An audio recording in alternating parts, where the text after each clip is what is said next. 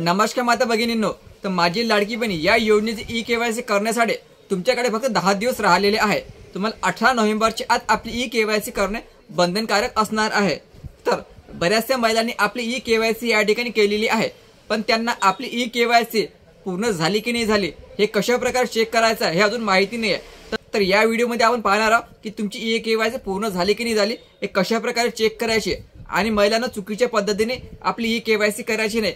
दिवस कमी राहिले म्हणून कशी तरी आपली ई-केवायसी करायची, मी असं करायचं नाही। ई-केवायसी करताना ही महत्त्वाची चूक तुम्ही करायची नाही। हे चूक कोणती आहे हे पण मी तुम्हाला या व्हिडिओमध्ये सांगणार आहे, तर हा व्हिडिओ तुम्ही शेवटपर्यंत पाहायचा। तर अगोदर पाहू आपण की तुमची ई-केवायसी पूर्ण झाली की नाही झाली हे कशा प्रकारे चेक करायचं। तर बघा महिलांनो, ladkibehin.maharashtra.gov.in हे वेबसाईट आहे। या वेबसाईटवर तुम्हाला अगोदर यावं लागेल, ठीक आहे। तर या ठिकाणी बघा, मुख्यमंत्री माझी लाडकी बहीण योजनेचे लाभार्थी ई-केवायसी प्रक्रिया, ठीक आहे। इथं क्लिक करावे, इथे तुम्हाला क्लिक करावं लागेल। केल्यानंतर अशा प्रकारचं इंटरफेस तुम्हाला ओपन होणार आहे। तर या ठिकाणी तुम्हाला तुमचा आधार कार्ड क्रमांक टाकावा लागेल। आधार कार्ड क्रमांक व्यवस्थित टाकायचा। हा कॅप्चा दिलेला 6 अंकी, हा 6 अंकी कॅप्चा दिलेला हा तुम्हाला या ठिकाणी टाकावा लागेल आणि या ठिकाणी मी सहमत आहे यावर क्लिक करावं लागेल, ठीक आहे। तर या ठिकाणी तुम्हाला आधार कार्ड क्रमांक टाकावा लागेल, तुमचा व्यवस्थित आधार कार्ड क्रमांक टाकायचा। आधार कार्ड क्रमांक टाकल्यानंतर आपण या ठिकाणी आधार कार्ड क्रमांक टाकला आहे, तर या ठिकाणी कॅप्चा जो आहे ह्या या ठिकाणी व्यवस्थित टाकायचा। 10 26 83 कॅप्चा टाकला, ठीक आहे महिलांनो। ते टाकल्यानंतर मी सहमत आहे यावर क्लिक करायचं आणि OTP पाठवा यावर क्लिक करायचं।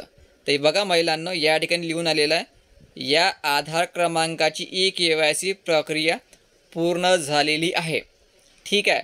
असं जेव्हा लिहून आलं तर समजायचं की तुमची ई-केवायसी या ठिकाणी पूर्ण केलेली आहे, ठीक आहे। असं जर तुमच्या स्क्रीनवर लिहून आलं तर समजायचे आपली ई-केवायसी पूर्ण झालेली आहे। जर तुमची असं लिहून आलं नाही तर तुम्हाला या ठिकाणी आपली ई-केवायसी कंटिन्यू करावी लागणार आहे। OTP पाठवा यावर क्लिक केल्याबरोबर तुमची ई-केवायसी पूर्ण झाली नसेल तर तुम्हाला मोबाईलवर OTP येणार आहे। जर असं लिहून आलं तर तुमची ई-केवायसी पूर्ण झाली या ठिकाणी समजून जायचं। बऱ्याचशा महिलांनी 100 रुपये देऊन आपली ई-केवायसी करण्यासाठी सायबर कॅफेवाल्याला सांगितलेलं आहे, पण त्यांनी ई-केवायसी पूर्ण केली नाही केली हे तुम्हाला चेक करणे गरजेचं राहणार आहे, ठीक आहे। हे तुम्हाला अशा प्रकारे चेक करावं लागेल, तुम्हाला समजेल की तुमची ई-केवायसी पूर्ण झाली की नाही झाली। तर बघा महिलांनो, पती किंवा वडील नसतील तर द्या नातेवाईकाचे आधार कार्ड। लाडकी बहीण योजनेसाठी ई-केवायसी अर्ज मान्य होणार असल्याचे स्पष्ट। तर या ठिकाणी काय म्हटलेलं आहे, पती नसेल किंवा वडील नसेल तर या ठिकाणी तुम्हाला नातेवाईकाचं आधार कार्ड दिलं तरी चालेल असं या ठिकाणी स्पष्ट म्हटलेले आहे। तर हे कोण म्हटलं आहे बघा, ज्यांना पती किंवा वडील नाहीत अशा महिलांना त्यांना सांभाळत असलेल्या नातेवाईकाचे आधार कार्ड ई-केवायसीसाठी देऊ शकतात। अशा महिलांचे अर्ज देखील मंजूर होत आहे। जिल्हा व महिला बाल विकास अधिकारी कोल्हापूर, ठीक आहे। कोल्हापूरचे जिल्हा व महिला बाल विकास अधिकारी आहे, त्यांनी या ठिकाणी म्हटलेलं आहे। पण महिलांनो लक्षात ठेवा, ऑफिशियली असं नोटिफिकेशन किंवा जाहीर केलेलं नाही आहे आणि राज्याच्या महिला बालविकास मंत्री जे आहे अथिय तटकरे मॅडमने कोणत्याही प्रकारची ट्विट करून याची माहिती दिलेली नाही आहे की तुम्ही नातेवाईकाचं आधार कार्ड यूज करून आपली ई-केवायसी पूर्ण करू शकता। तर महिलांना लक्षात ठेवायचं, नातेवाईकाचं आधार कार्ड वापरून आपली ई-केवायसी या ठिकाणी करायची नाही आहे।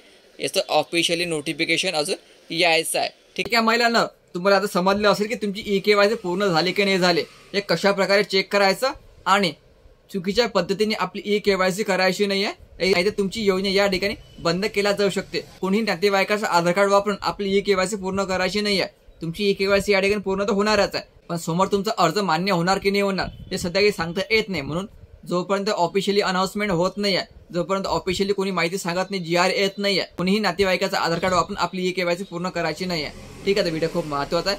हा व्हिडिओ जास्तीत जास्त महिलांपर्यंत शेअर करा। धन्यवाद।